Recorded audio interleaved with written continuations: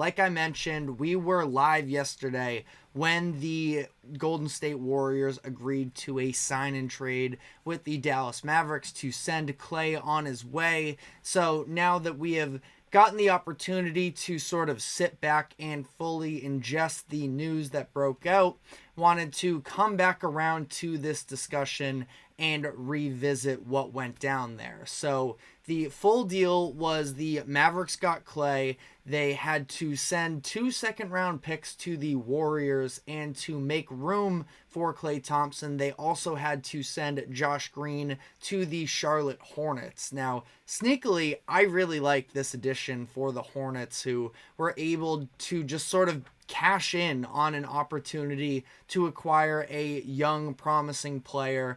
And I honestly do think that after hiring Charles Lee this offseason and a lot of the young talent that they are starting to amass, that they can work their way into a little bit more of a winning culture there in Charlotte. So that, just as an aside, is something that I did want to give them love to. But ultimately, this deal is about the Warriors and Magic, or Mavericks, I should say.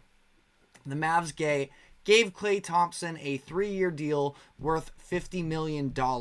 In terms of average annual value, he actually took a cheaper deal than what the Warriors had offered him. A 2-year, $48 million deal was reportedly on the table from Golden State to Klay Thompson, and that would have been $24 million a year. But it was clear that there was a diminished relationship there between Klay Thompson and the Warriors, and that he, for the past year, has sort of known that he wanted to part ways with the Warriors. Now, we talk about whether or not it's right for the Warriors to let him go, or whether or not this is a good signing for the Mavericks, but the question that sort of stood out to me is this the right career decision for Klay Thompson? Because I can understand why he feels slighted by the Warriors. He's seen multiple players around him get these big deals from Golden State. Andrew Wiggins and Jordan Poole just got these big contract extensions in 2022.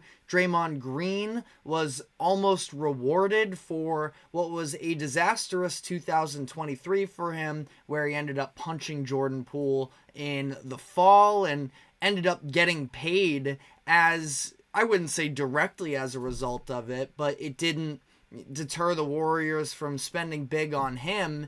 And then, just being a distraction all of last year as well, Klay Thompson is sitting here in this offseason saying, well, you didn't really hesitate to give out the big money to any of these other players, giving them, $100 million.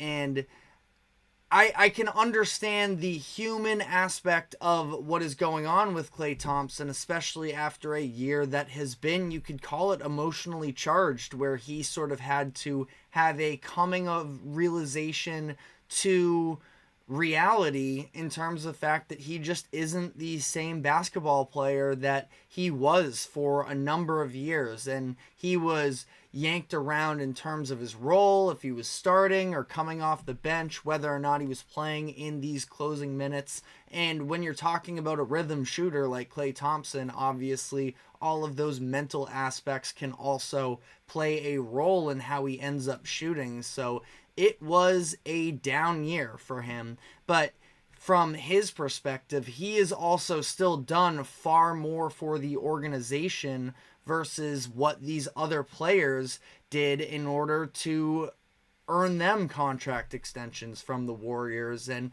now the second luxury tax apron obviously plays a very massive role in all of this, because if it weren't for the restrictions that the Warriors would be facing, I'm sure they would be more than happy to give Klay Thompson the legacy contract that he feels he deserves. But at the same time, they're bumping up against that second apron. I think $24 million a year for Klay Thompson is almost more than fair. But at the same time, just in comparison to these other deals, his ego came into play, which you can't necessarily blame him for. But that being said, we can justify his emotions. Does that mean it's the right decision for his career to step away from the Warriors? And ultimately, if he is just trying to be in a happier situation for himself personally, take the basketball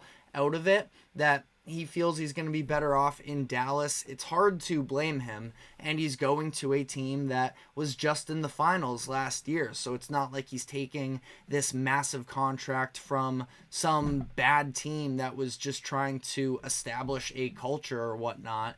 It's Klay Thompson trying to compete once again at the highest level, and the Mavericks should be in a pretty decent position to do so. Now, all of that being said, in terms of what Klay Thompson currently is at this point in his career, my eyes told me that it could be just about over with Klay. Now, I do feel like with his pedigree of knowing that he is one of the best shooters of all time, if he can just sort of bounce back into his typical ways, and last year was a bad three-point shooting season for him, and he still shot 39% from three, including the majority of his looks being from above the break, which is a massive need for the Mavericks that we saw down the stretch of their postseason run, that they had players who could knock down threes in the short corner, but outside of that, players above the break just were not hitting their shots, and the Celtics were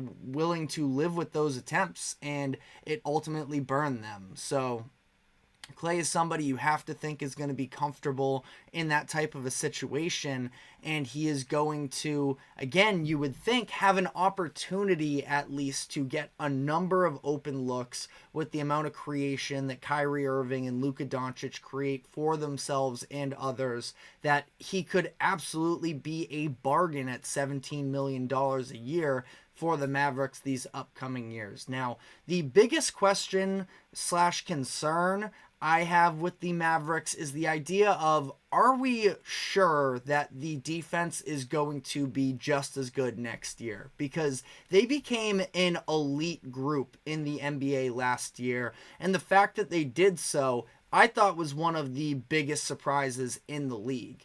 And that is for a couple reasons. The fact that they had some of these unknowns in Derek Lively, who they took in the lottery last year, and they end up trading for Daniel Gafford. They had elite paint protection, which is something that they still have again next year.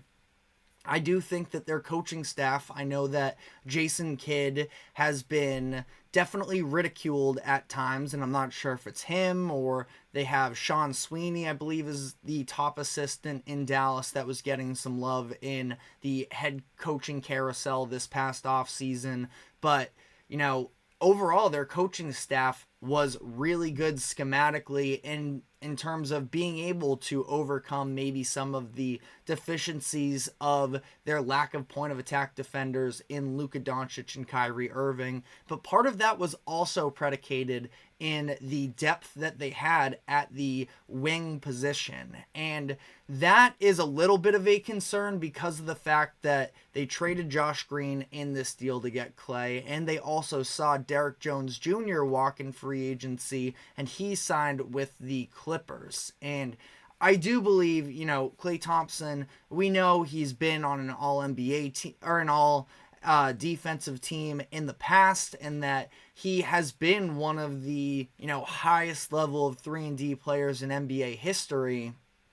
That's not necessarily who he is anymore. I just feel like the athleticism with him since those injuries and from 2019 to 2021 just render him a different player. And it would be awesome to see him be able to recapture that defensive energy. I just don't know if it's something you can rely on. Now, he can still be a very important rotational piece if he is knocking down threes, even baseline at the percent that he was last year. Obviously, you'd like to see him step up a little bit more in those big moments, but I do worry about the downgrade defensively. I think it's pretty significant from Derrick Jones Jr. to Klay Thompson. Now, they did sign Najee Marshall to a 3-year deal worth $27 million.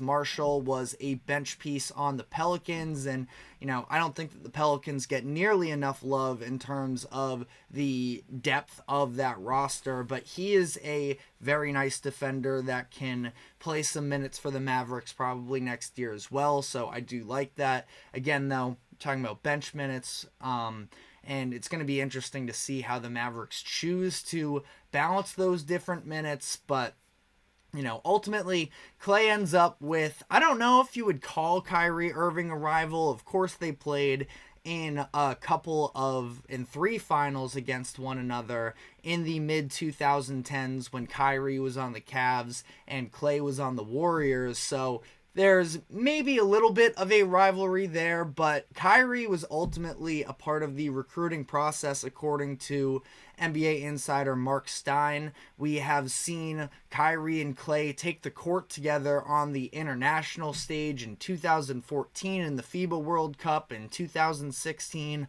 on the Summer Olympics. So ultimately, I'm sure all the fences are going to be mended. And again, I do believe that Klay has some real value upside of moving into this new role with the Dallas Mavericks. So for the Mavs as a whole here, we've seen them bring in Klay, Marshall, and Quentin Grimes as well, was a part of that Tim Hardaway Jr. trade. I think a pretty decent pickup, somebody who could potentially get some bench minutes for them. They lost Derrick Jones Jr. and Josh Green. So they'll likely be in a similar position next season, around that 4th, 5th seed, maybe a little bit higher. We'll see.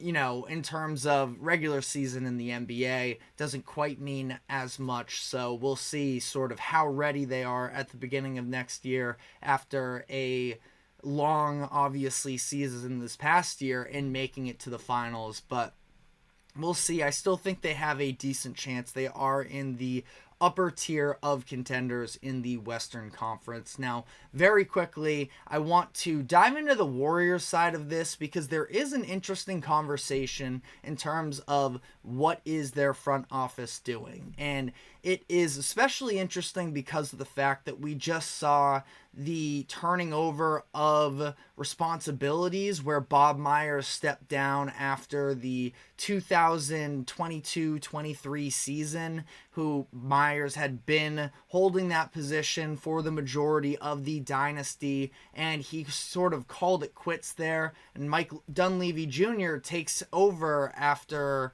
that season, so he's now going on 1 full season. And the moves that he's made have been a little bit underwhelming. The Warriors as a whole have been in this really awkward spot. So he traded Jordan Poole, who was once this very promising young player, and shipped him out for just about nothing. It was the Chris Paul deal along with a couple other assets, and Chris Paul ultimately walks in free agency for nothing. He gave Draymond Green the contract extension, and again, doing so after all of the controversy in the 2022-23 season with him punching Jordan Poole. And now Klay Thompson walks in free agency and officially sort of breaks up the core of this Warriors dynasty. And there is criticism to be had for Dunleavy that this has not been great for the Warriors as of late. Now, what I will say is he took on a very difficult position with an expensive roster and a lot of bad contracts. The Jordan Poole deal just sort of never should have gotten done in the first place. Bob Myers almost jumped the gun a little bit on that, and it ultimately turned into one of the worst contracts in the NBA. So no, he wasn't going to get much in return for Jordan Poole. And the Warriors still don't necessarily have a definitive direction that they're headed in. It's Steph Curry and a number of talented young pieces in you go to Jonathan Kuminga, Brandon Pajemski, Trace Jackson Davis. Maybe you want to throw Moses Moody in that conversation as well. And you still have some of the, pieces from that 2022 championship in Draymond Green and Andrew Wiggins, but not quite at the same value level as what they were previously at.